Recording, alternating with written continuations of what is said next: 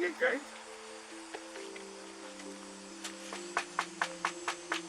Police are at the home of John Lewis, responding to his frantic 911 call about a home invasion. He's the only witness, and he paints a grim picture. 2 armed men, a sudden barrage of gunfire in his basement, and his wife, Carla, caught in the crossfire.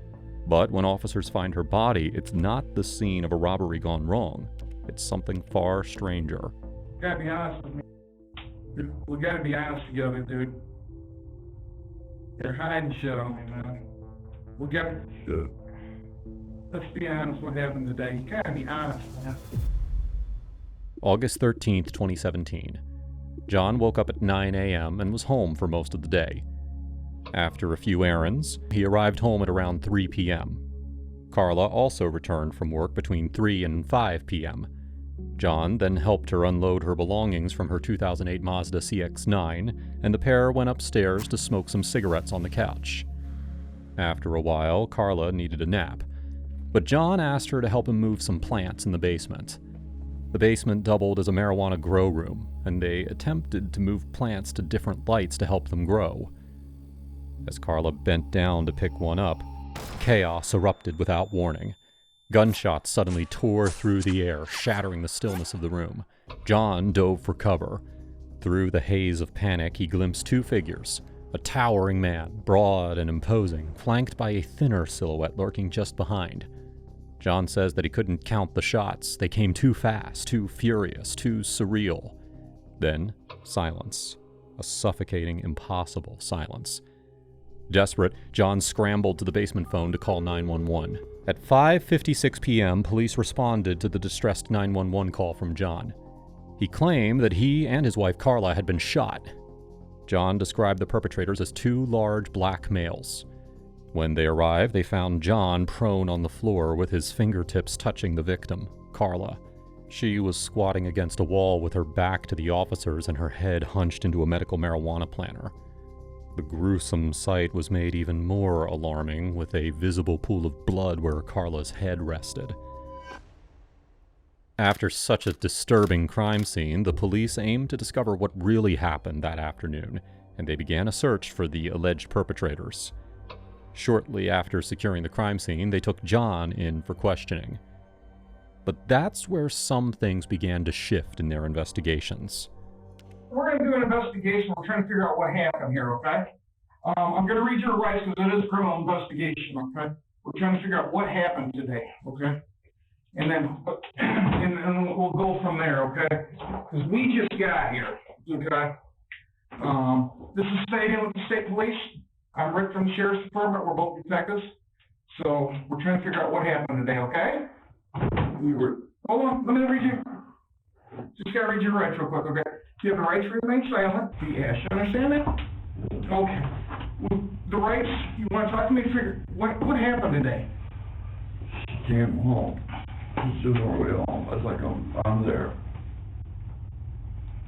She went to her mom. We were sitting on the couch talking about food. And said she wanted to go to bed early. I said, help me move my plant. Okay, let's just think, we're gonna go through this whole flow here, okay? Okay. How far did you go in school? 12th grade. 12th grade. Did you graduate? Yeah. Okay. Where did you graduate from?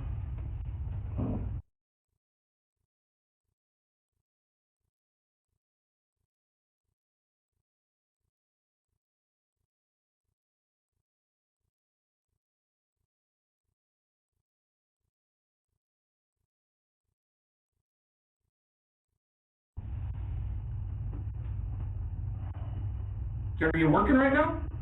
I have a store. You got a store? What store do you own?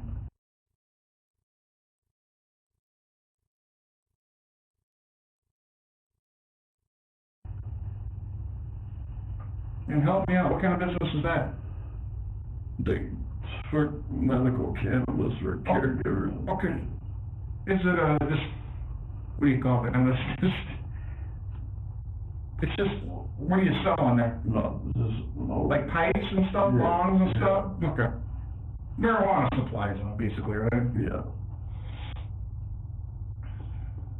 do they all? According to John, the Compassion Club business operated legitimately by providing caregiving services, selling supplies, conducting meetings, and even running a food bank a couple days a week. However, the police also knew that John had had a few run-ins with the law regarding this business, having just been arrested a few days earlier. The charge? A so-called violation of the Medical Marijuana Act. John's wife, Carla, was reportedly not enthusiastic about the business, and she only went along with it because John claimed that he was only going to do things by the book. You and been married? A long time. 10 years. 10 years? We worked together a long time, maybe 8. It got in 2008. Married, when did you get married? 2008? Okay. And how long have you known each other? It was years before we got married. 10 years? 5 years? 4 or 5 years. So you've known her for about 15 years? Yeah. Okay.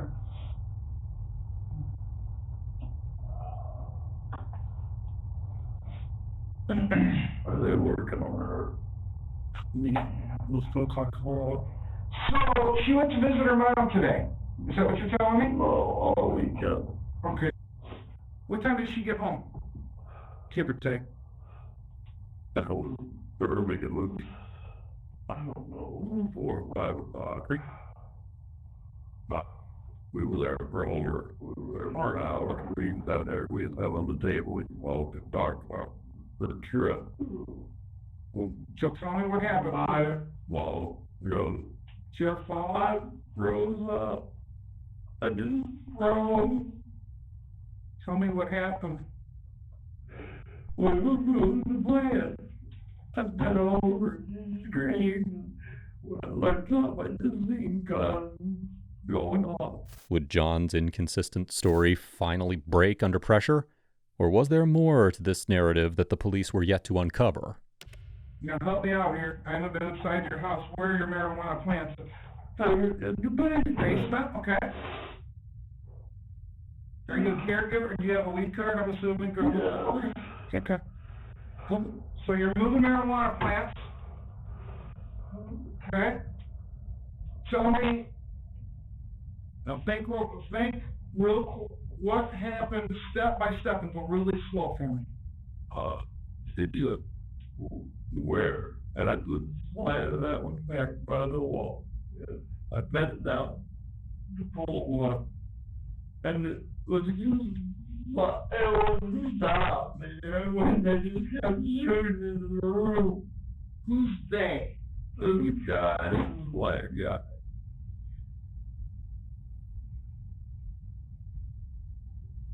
You just come by shooting when the guys got shooting.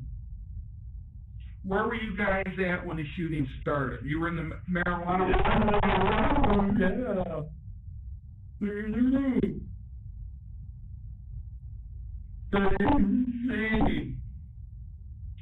Where were the guys at? Were they downstairs or up on the? Where were they at? Tell me where they at. Been in the basement. They had been in the basement. We were upstairs. I let the dogs out. We were sitting there talking.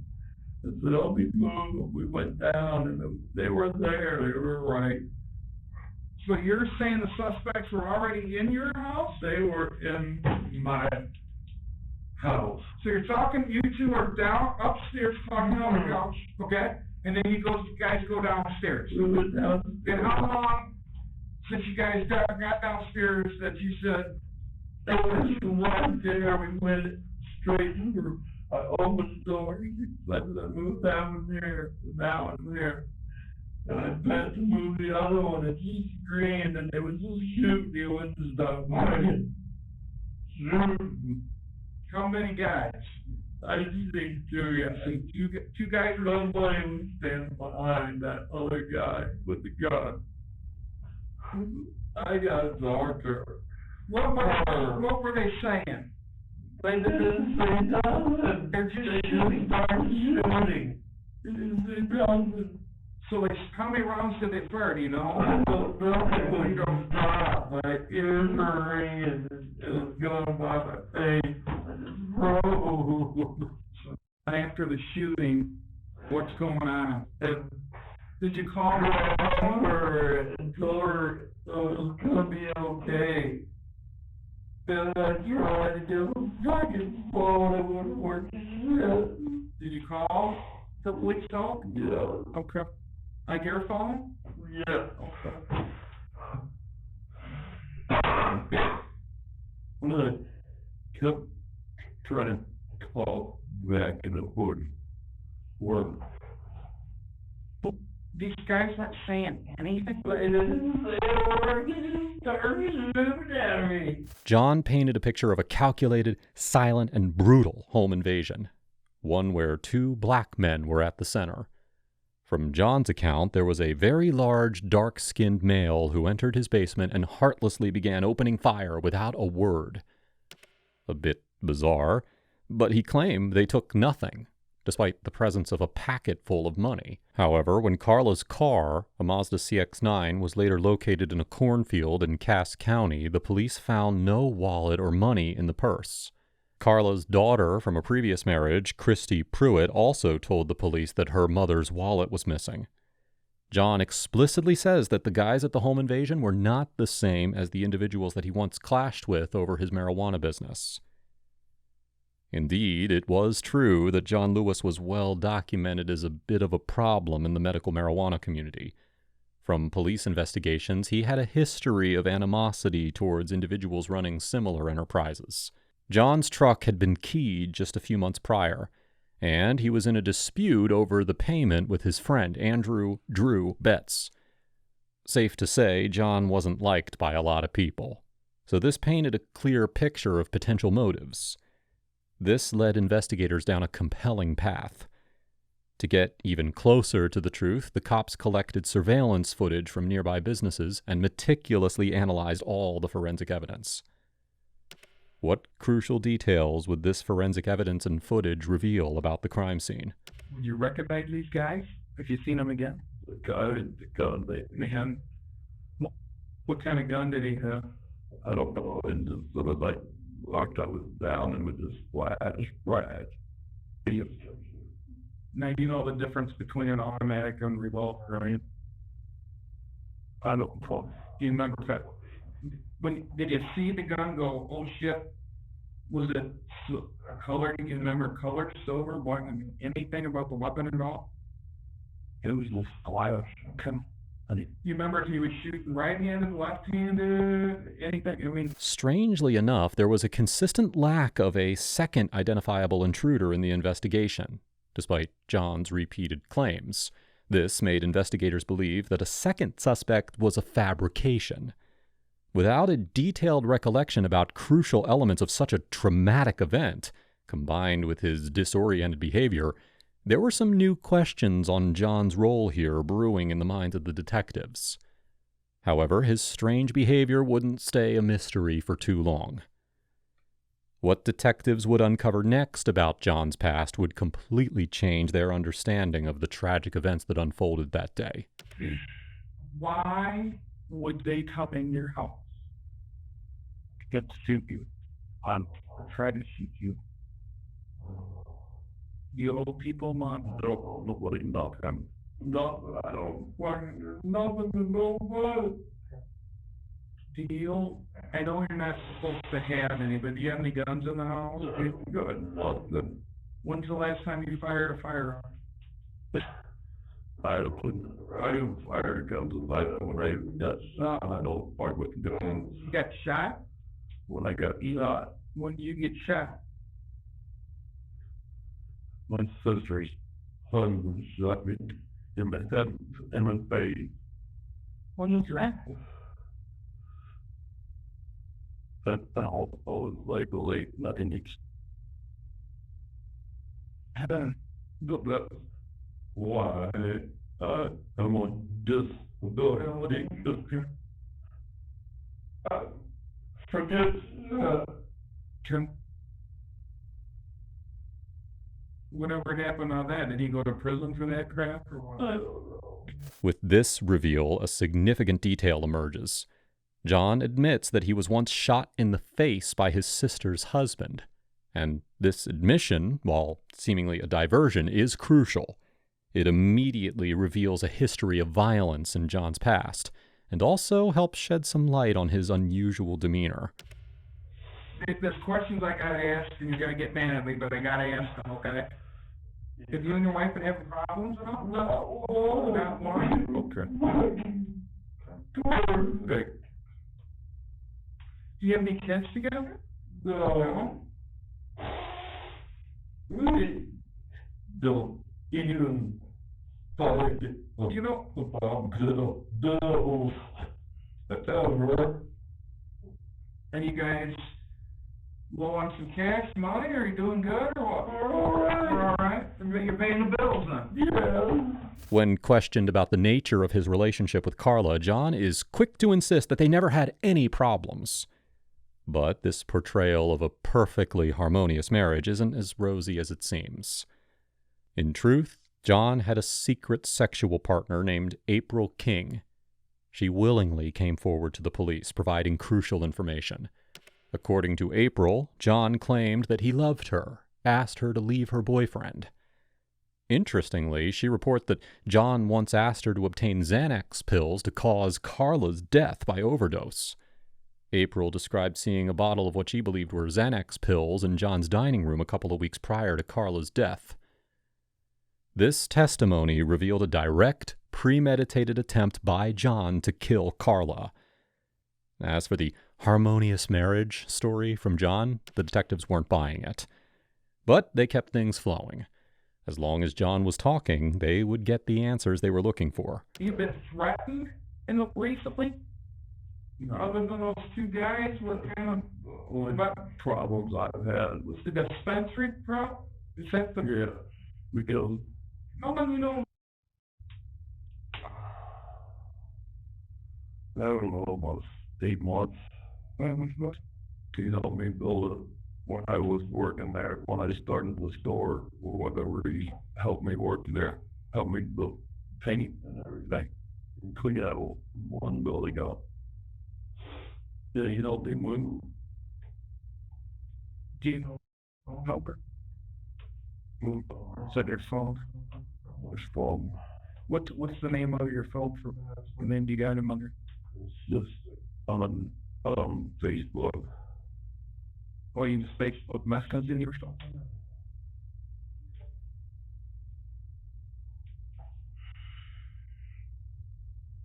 It wasn't him.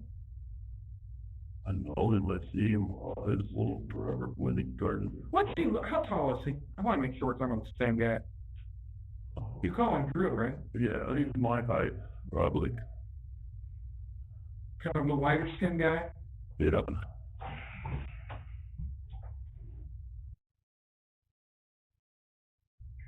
And they didn't say one damn word to you, man? They didn't say a word to him, sort of guy. He screamed, I turned, no. He's very cute. He didn't have to say one word to me. You want? Yeah. He goes call. Here, both of you. This point in the interrogation changes everything. Right now, the detectives have just received a crucial piece of information that shatters John's narrative. But before that reveal, here's what they had to tell John. Kicker. See her. Have you ever heard her? Never. Gee, you know I got a job to do.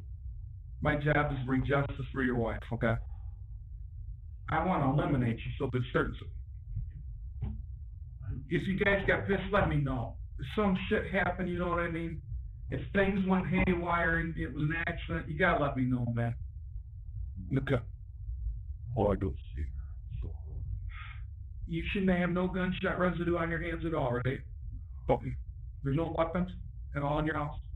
There's like my zip code, baby. Not having that word up there. The detectives switch gears and finally stop talking in circles around what they know. This time, they grind at the main point, with Detective Suarez describing the weight of the circumstances. Gotta be honest with me. We gotta be honest together, dude. You're hiding shit on me, man. Let's be honest what happened today. You gotta be honest, man. We got a job to do. We do this shit for a living, pal. I know. We do this for a living, okay? Don't stop. We do this for a living. So you're telling us doesn't fly. We've got detectives talking to right now.